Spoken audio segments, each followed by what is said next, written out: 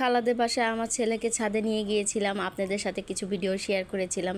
আজকে next video নিয়ে আপনাদের সাথে আবার হাজির হয়ে গেলাম। এখানে ছেলেকে নিয়ে একটু দোলনাদুলি খেলতেছিলাম। আমার ছেলেরা অনেক এনজয় করেছে, অনেকটা আনন্দ ফুর্তি করেছে। আবার ওদের সমবয়সী যেহেতু আমার ভাইয়ের ছেলে মেয়ে আসলো, ওরা অনেক খেলাধুলা করেছে। এখানে আমার ভাইয়ের ছেলেমেয়েরাও আয়সা পড়ছে, আমরা একা ছিলাম। তো আমার ভাইয়ের ছেলেমেয়েরা আয়সা পড়ছে, আমি এখন সুন্দর মুহূর্তে এক কাপ চা খাচ্ছি আর সুন্দর মুহূর্তগুলো উপভোগ করছি। আমার ভাইয়ের ছেলেমেয়েরা কিন্তু জমজ ছেলে মেয়ে, তো ওদের সাথে অনেক সুন্দর মুহূর্ত কাটালাম। আসলে অনেক মাস পর আসছি আর আমার খালাদের বাসায় সবার সাথে অনেকটাই মজা করেছি, ভাবিদের সাথে, বোনদের সাথে। আসলে ভালোই লেগেছে। সাথে কিন্তু আমার মামিও ছিল, কারণ আমার মামি একটা ডেলিভারি হয়েছে, আমি আবারও হয়েছি বোন, মানে বড় আপু হয়েছে, আমার মামির একটা ছেলে হয়েছে। তো ওকে দেখতে গিয়েছিলাম, সাথে আমার খালাদের বাসাও গিয়েছিলাম, যেহেতু আমার খালাদের বাসায় ডেলিভারি হয়েছে। যাই হোক, এই সবাই এই বাচ্চাদের জন্য মাশাআল্লাহ বলবেন আর দোয়া করবেন। আর এখানে মানে আমি দোলনা খেতে খেতে দেখি আমার খালু এসে পড়েছে। আমার খালু মানে গাছের পরিচর্যা করছে। এখানে মুরগিগুলো সব কিছু আমার খালুর মানে নিজের হাতে লাগানো, মানে সব কিছুই আমার খালু দেখাশোনা করে, সব কিছুর যত্ন নেয়। এখানে গাছের যত্ন নিয়েছে, একটু আগে মুরগির খাবার দিয়েছে আর আমি রিল্যাক্স মোডে মানে দোলনা খাচ্ছি। দোল দোল দোলনি, রাঙা মাথায় চিরুনি। যাই হোক, এখানে সন্ধ্যার সময় আমার ভাবিকে নিয়ে একটু মানে মার্কেটে চলে আসলাম বাবুর জন্য কিছু কেনাকাটা করার জন্য। তো আমার ছেলে এখানে দেখুন একটা মানে কাপ পিস পছন্দ হয়েছে, মানে পিস পছন্দ হয়েছে, ও ধরতেছে, যদি ভেঙে যায় তার তো জরিপানা আমার।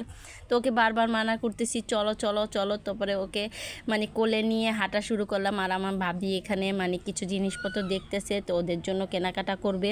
তো ওদের জন্য কেনাকাটা করে বাসায় এসে তারপরে এই তো আমরা আজকে খেতে বসলাম।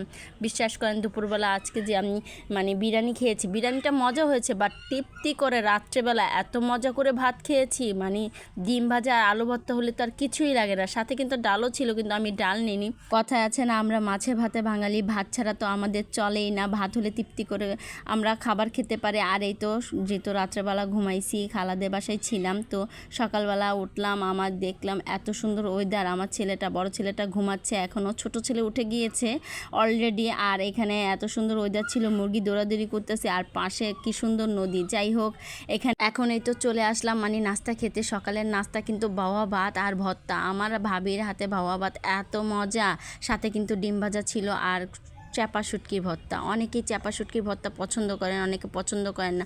বিশ্বাস করেন সবাই বলবেন হয়তো যে খালার বাসায় বেড়াতে আসছে, ভাজি ভর্তা এগুলি দিয়ে ভাত খাচ্ছে, কিন্তু বিশ্বাস করেন আমরা এগুলি পছন্দ করি। আমরা খালাতো ভাই বোন শুটকির এত লাভার, আর বাওয়া ভাত হলে তো আর কিছু করার নাই, মানে বলার নাই।